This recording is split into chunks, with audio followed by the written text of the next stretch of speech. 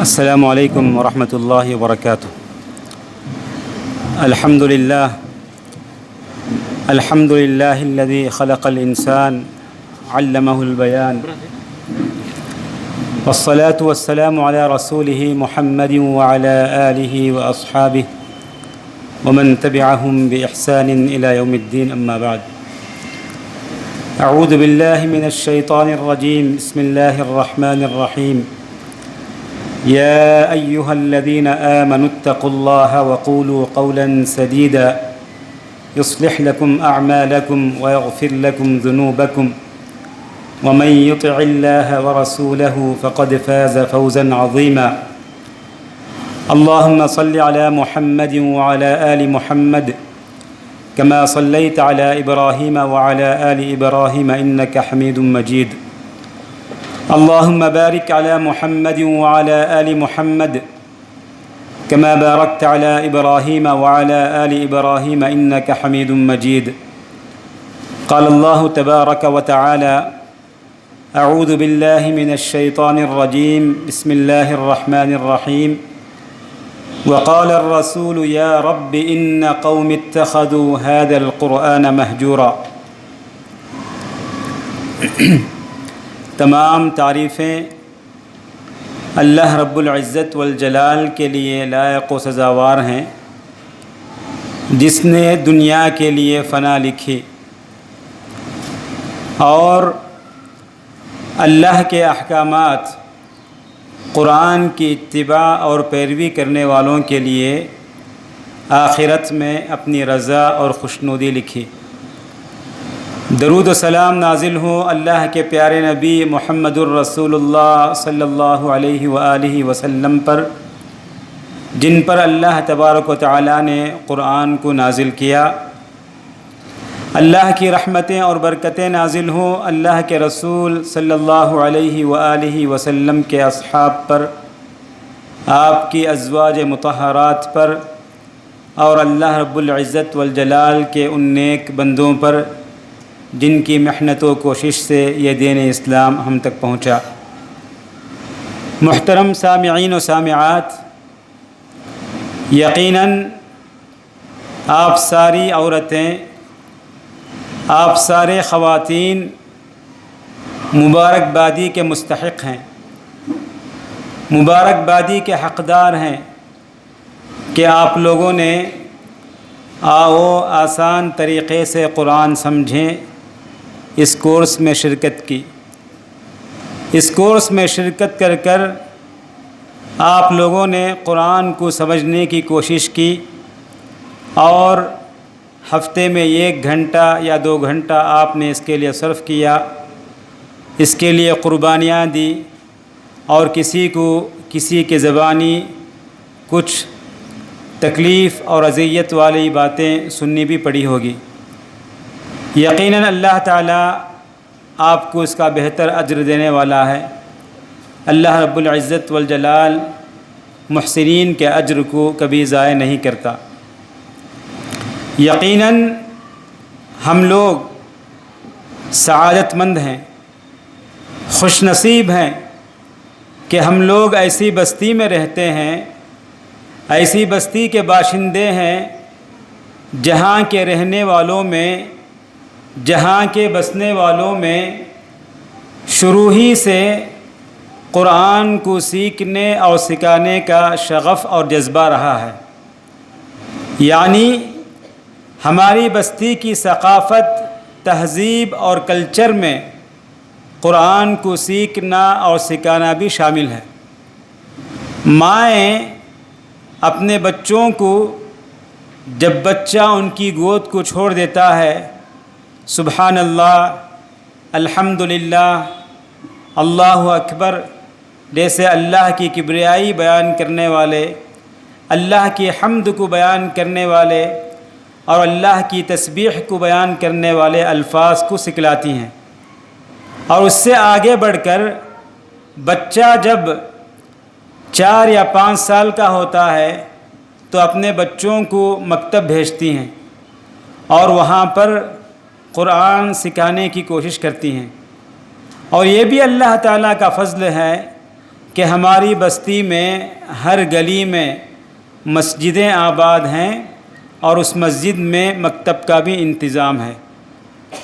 اب ہم لوگ جب اپنے بچوں کو قرآن پڑھنے کے لیے بھیجتے ہیں یا قرآن سیکھنے کے لیے بھیجتے ہیں تو کیا قرآن کو سیکھنا یا دیکھ کر پڑھ لینا یا اپنے بچوں کو قرآن کا حافظ بنا دینا یا تجوید کے ساتھ قرآن کو پڑھا دینا یا اچھی آواز سے قرآن کو پڑھ لینا، کیا یہی کافی ہے یا اس سے آگے بڑھ کر ہم پر کوئی ذمہ داری ہے؟ سوچنے کی بات یہی ہے کہ اتنی ساری نعمتیں ہماری بستی میں ہمارے لیے موجود ہیں، تو کیا قرآن کو سیکھنا، منہ زبانی یاد کر لینا یا اچھی آواز سے قرآن کو پڑھنا، کیا یہی کافی ہے یا اس سے آگے بڑھ کر ہماری کچھ ذمہ داری ہے؟ آئیے ہم دیکھتے ہیں کہ اللہ تعالیٰ قرآن کریم کے اندر ارشاد فرماتا ہے، الذین آتیناہم الکتاب یتلونہ حق تلاوتہ اولئک یؤمنون بہ ومن یکفر بہ فاولئک هم الخاسرون۔ الذین آتیناہم الکتاب، جن لوگوں کو ہم نے کتاب عطا کی، جس قوم پر ہم نے کتاب کو نازل کیا، یہ یقین مانیے اللہ تعالیٰ نے انسان کو بہت سی نعمتوں سے نوازا ہے۔ اللہ تعالیٰ نے آنکھ دیا، آنکھ میں بصیرت اور روشنی عطا کی، اور اسی طرح ہاتھ دیا، ہاتھ میں قوت اور طاقت دیا، پیر دیا، اس میں چلنے کے لیے طاقت رکھی، کان دیا، اس میں سننے کی صلاحیت دی، اور ہوا دیا، رہنے کے لیے زمین دیا۔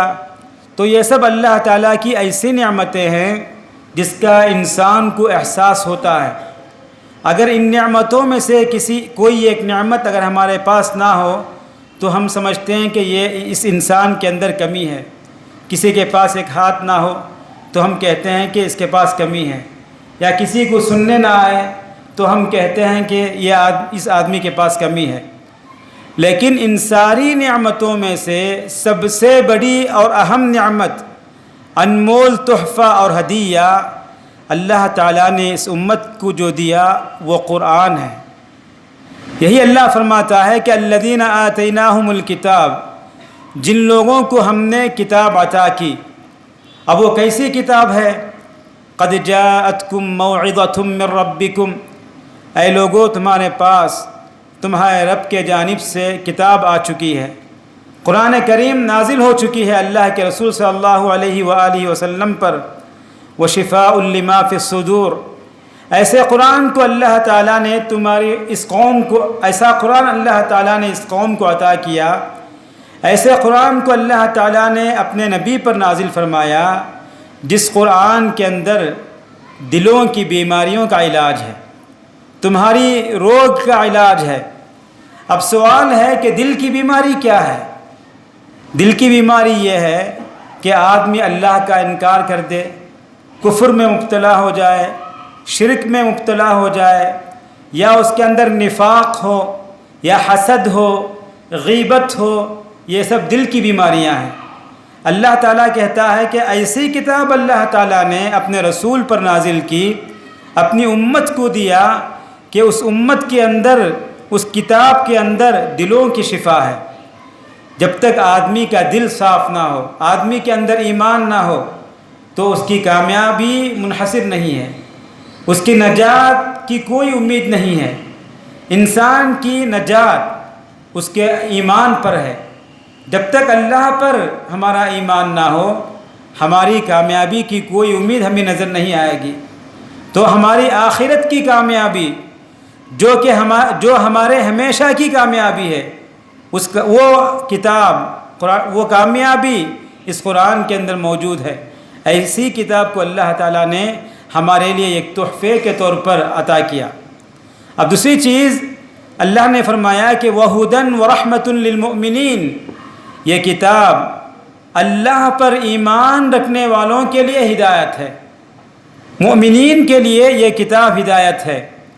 اب آدمی اللہ پر ایمان رکھنے کے بعد اس کتاب کو پڑھ کر اس کے احکامات کو سمجھ کر جب اس پر عمل کرتا ہے اور اس میں جو منہیات ہیں، جن چیزوں سے اس کتاب میں ہمیں روکا گیا ہے، اس سے اپنے نفس کو اپنے خواہشات کو بچاتا ہے، تو ایسے آدمی کے لیے یہ کتاب رحمت بھی ہے۔ تو یہ کتاب، ایسی کتاب اللہ تعالیٰ نے ہمیں عطا کیا۔ تو پھر اللہ فرماتا ہے کہ الذین آتیناہم الکتاب یتلونہ حق تلاوتہ، جن لوگوں کو ہم نے کتاب دیا، کتاب کو عطا کیا، وہ لوگ اس کو اسی طرح پڑھتے ہیں جیسا کہ اس کو پڑھنے کا حق ہے۔ وہ لوگ قرآن کی تلاوت اسی طرح کرتے ہیں جیسے اس کو تلاوت کرنے کا حق ہے۔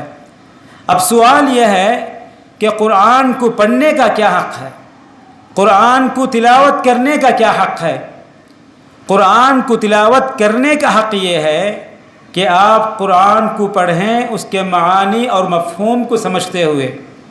اب دیکھیے، اگر اپنے بچے سے کہتے ہیں کہ جاؤ قرآن پڑھو، یا کہتے ہیں کہ جاؤ قرآن کی تلاوت کرو، جاؤ قرآن کو سیکھو، تو قرآن کو پڑھنا جب ہم بولتے ہیں تو پڑھنے کے معنی میں عمل کرنے کی نیت بھی شامل ہے، تلاوت کے معنی میں عمل کرنا بھی شامل ہے۔ اب کب آدمی تلاوت کو، قرآن کو پڑھے گا عمل کرنے کی نیت سے؟ عمل کرنے کی نیت سے آدمی اسی وقت قرآن کو پڑھے گا جب وہ اس کے معانی اور مفہوم کو سمجھے گا۔ جب معانی اور مفہوم کو نہیں سمجھے گا تو کبھی بھی آدمی قرآن کی تلاوت مکمل طور پر نہیں کر سکتا۔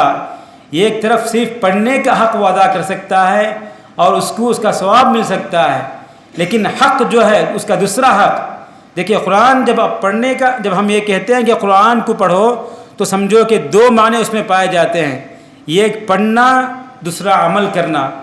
تو ہم گویا کہ پڑھتے ہیں، ایک حصے کو لیتے ہیں، معنی نہ سمجھنے کی وجہ سے عمل کرنا چھوڑ دیتے ہیں۔ تو جب ہم عمل ہی نہیں کریں گے تو ہماری زندگی اللہ کی رحمت سے خالی رہے گی، ہماری زندگیوں میں سکون، اطمینان، قرار نہیں آئے گا، کبھی بے چینی، اضطرابی ہماری زندگیوں میں ہمیشہ رہے گی۔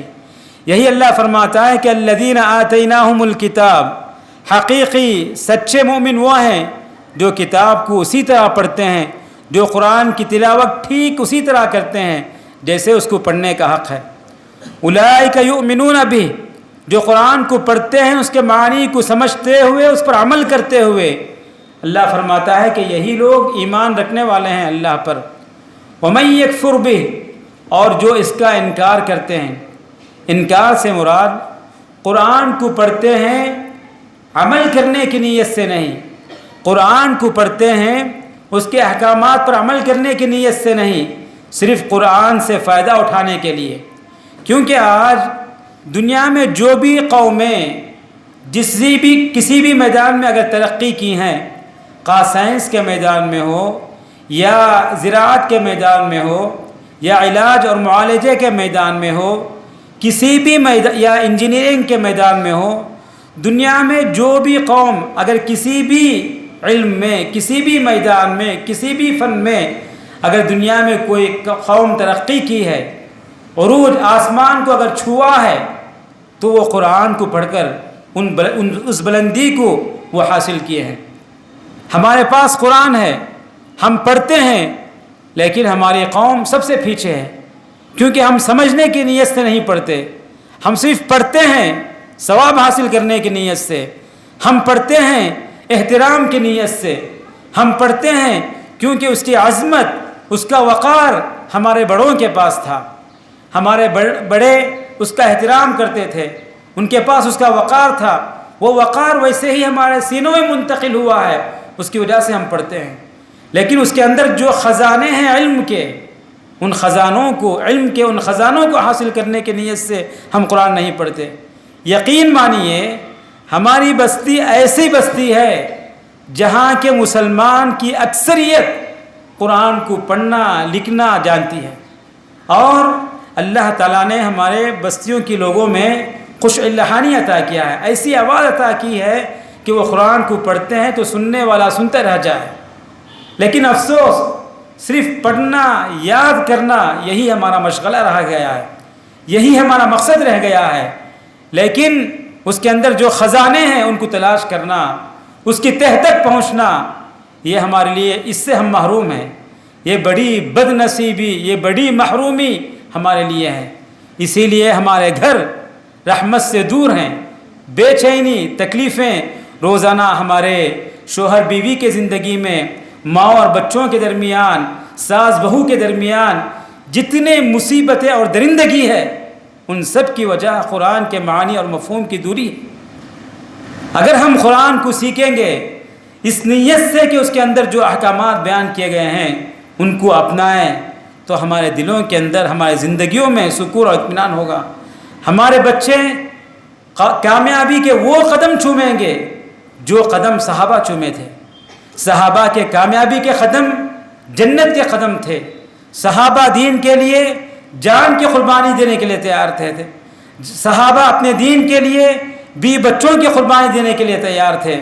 آج وہی قرآن ہے، وہی دل ہے جو دل صحابہ کے پاس تھا، وہی قرآن ہے جو صحابہ کے پاس تھا۔ فرق یہ ہے کہ ہمارے افکار میں، ہمارے خیالات میں، صحابہ کے خیالات میں فرق آ چکا ہے۔ فرق اس لیے آیا کہ ہم قرآن صرف زباناً پڑھتے ہیں اور وہ لوگ عمل کی نیت سے پڑھتے تھے۔ اس کے بعد قرآن کو نہ سمجھنے کی سب سے بڑی محرومی، بدبختی کی مثال میں آپ کو دیتا ہوں کہ ہم لوگ قرآن پڑھتے ہیں تو ایسی آیتوں سے بھی ہمارا گزر ہوتا ہے، یعنی ایسی آیتیں بھی ہم پڑھتے ہیں کہ اللہ فرماتا ہے الا لعنت اللہ علی الظالمین، اللہ کی لعنت ہے ظالموں پر، الا لعنت اللہ علی الکاذبین، خبردار لوگوں سنو، اللہ کی لعنت ہے جھوٹ بولنے والوں پر۔ یہ آیت ہم پڑھتے ہیں، پڑھ کر آگے گزر جاتے ہیں۔ دیکھیے ظالم کون ہے؟ اسلام کی نظر میں ظالم وہ ہے جو اپنے نفس پر ظلم کرتا ہے۔ نفس پر ظلم کیسا ہے؟ گناہ کر کر آدمی اپنے نفس پر ظلم کرتا ہے۔ جھوٹ کبیرہ گناہ ہے، جیسے شراب پینا گناہ ہے، زنا کرنا گناہ ہے، چغل خوری بڑی گناہ میں شامل ہے، اسی طرح جھوٹ بولنا بھی کبیرہ گناہ میں شامل ہے۔ ہم پڑھتے ہیں کہ اللہ تعالیٰ کی لعنت ہے جھوٹ بولنے والوں پر، اللہ تعالیٰ کی لعنت ہے ظالموں پر، پڑھ کر آگے گزر جاتے ہیں۔ حقیقت میں وہ لعنت کس کے لیے ہے؟ ہم اس بندے کے لیے ہے جو جھوٹ بولتا ہے۔ تو ہم بھی اپنی زندگیوں میں جھوٹ بولتے ہیں، ہماری زندگیوں میں بھی جھوٹ ہے، ہماری زندگیوں میں بھی گناہ ہے، تو گویا کہ یہ آیت کی جو وعید ہے وہ ہمارے لیے ہے۔ پڑھتے ہیں اثر نہیں ہوتا، کیوں اثر نہیں ہوتا؟ اس لیے کہ اس آیت کا معنی ہی نہیں معلوم۔ یہ کتنی بڑی محرومی ہے، آپ دیکھیے اللہ تعالیٰ فرماتا ہے لقد انزلنا الیکم کتابا فیہ ذکرکم افلا تعقلون، اللہ تعالیٰ نے تمہارے پاس ایسی کتاب کو نازل کیا جس میں تمہارا ذکر ہے، افلا تعقلون، کیا تمہارے پاس عقل نہیں؟ کیا تم سمجھتے نہیں؟ کیا تم غور و فکر سے کام نہیں لیتے؟ تو اللہ تعالیٰ نے فرمایا کہ اس کتاب کے اندر تمہارا ذکر ہے، یعنی تمہاری شخصیت کو اللہ نے بیان کیا ہے، تمہاری پیدائش کو اللہ نے بیان کیا کہ اللہ نے تمہیں کیسے پیدا کیا۔ ہماری پیدائش کی حقیقت کو اللہ تعالیٰ نے قرآن کریم کے آیات کے اندر واضح کیا ہے۔ اللہ کہتا ہے کہ فَلْيَنظُرِ الْإِنسَانُ مِمَّا خُلِقَ، تو ہمیں چاہیے کہ ہم اپنی پیدائش کی حقیقت کو، قرآن کی آیت کو پڑھ کر جانیں۔ اور اسی طرح اللہ فرماتا ہے کہ اس میں تمہارا ذکر ہے، یعنی تم سے پہلی جو امتیں گزر چکی ان کا ذکر ہے، اور تمہارے بعد جو نسلیں آنے والی ہیں ان کے احوال کا، ان کی کیفیت کا ذکر ہے۔ دیکھیے اس کو آپ سمجھیے، ہمارا ذکر اللہ تعالیٰ نے قرآن کے اندر کیا ہے کہ ہماری پیدائش اللہ نے کیسے کی ہے، اور گزشتہ قوموں کے انجام، قوم سمود کو اللہ نے کیسے ہلاک کیا، قوم عاد کو اللہ نے کیسے ہلاک کیا، قوم لوط کو اللہ نے کیسے ہلاک کیا، ان سب کا تذکرہ ہے، اور بعد میں آنے والوں کے احوال کو بیان کیے گئے ہیں، یعنی ہمارے بعد ہماری نسلیں کن کن مشکلات کا سامنا کرے گی، ان کو کیسے کیسے مسائل کا سامنا کرنا ہے دنیا سے، اور کن فتنوں کا سامنا کرنا ہے، کیسے کیسے فتنے سے ہمارے فطروں میں ہمارے بچے مبتلا ہوں گے، موبائل کا فتنہ، سوشل میڈیا کا فتنہ، زنا کا فتنہ، شراب کا فتنہ، نشہ کا فتنہ، یہ سب فتنوں کا ذکر اللہ نے قرآن میں کیا ہے، ہم پڑھتے نہیں۔ اگر ہم پڑھتے، اگر ہم غور کرتے تو بچے کی پیدائش کے وقت ہی سے لے کر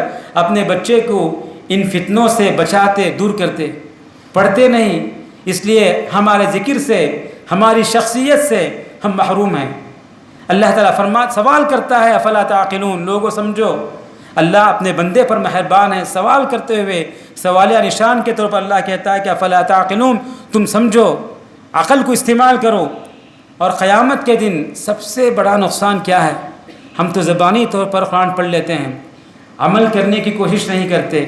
اس کا بڑا نقصان یہ ہے کہ اللہ کے رسول صلی اللہ علیہ وسلم ہمارے خلاف اللہ کے پاس آواز اٹھائیں گے، ہمارے خلاف اللہ کے رسول صلی اللہ علیہ وسلم اللہ کے پاس شکوہ اور شکایت کریں گے، کہیں گے یا رب ان قوم اتخذوا هذا القرآن مہجورا، اے پروردگار میری قوم نے، میری اس امت نے قرآن کو چھوڑی ہوئی چیز بنا دیا، میری اس امت نے، میری اس قوم نے قرآن کو چھوڑی ہوئی چیز بنا دیا۔ یہ شکوہ، یہ شکایت، یہ ہمارے خلاف دعویٰ اللہ کے رسول صلی اللہ علیہ وسلم قیامت کے دن اللہ سے کریں گے۔ کفار و مشرکین بھی قرآن کو نہیں مانتے تھے، وہ اس لیے نہیں مانتے تھے کہ قرآن پر ان کا ایمان نہیں تھا، وہ قرآن کو آسمانی کتاب ماننے کے لیے تیار نہیں تھے۔ لیکن اللہ کے رسول فرمائیں گے اے اللہ میری قوم نے قرآن کو مانا، قرآن پر ان کا ایمان ہے، ایمان لانے کے بعد یہ اس کے احکامات پر عمل نہیں کیے، یہ اس کی آیتوں کو سمجھنے کی کوشش نہیں کیے، اے اللہ میں میرے قوم کے خلاف تجھ سے شکایت کرتا ہوں۔ اللہ کے رسول جب ہمارے خلاف شکایت کریں گے تو ہمارا حال، ہمارا انجام کل روز قیامت کیا ہوگا؟